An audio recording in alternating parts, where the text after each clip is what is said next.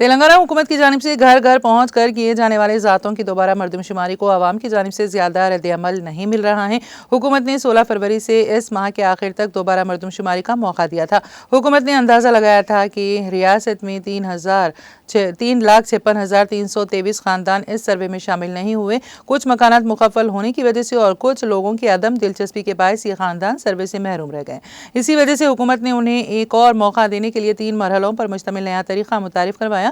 اس کے تحت عوام ٹول فری نمبر پر کال کر کے سروے عملے کو اپنے گھروں پر بلا سکتے ہیں، online form download کر کے تفصیلات درج کر سکتے ہیں یا پھر براہ راست منڈل پریشد آفس جا کر اپنی تفصیلات فراہم کر سکتے ہیں۔ باوجود اس کے زیادہ تر افراد اس مردم شماری میں دلچسپی نہیں لے رہے ہیں۔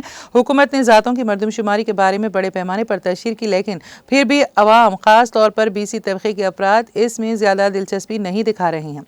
ری سروے کے کمزور رد عمل کو دیکھتے ہوئے عہدیداروں کو خدشہ ہے کہ کیا یہ مہم اپنے مقصد میں کامیاب ہو پائے گی یا نہیں۔ حیدرآباد کے کئی شہری اس مردم شماری کے مقصد کو پوری طرح نہیں سمجھ پا رہے ہیں اور شکوک و شبہات کا شکار ہیں۔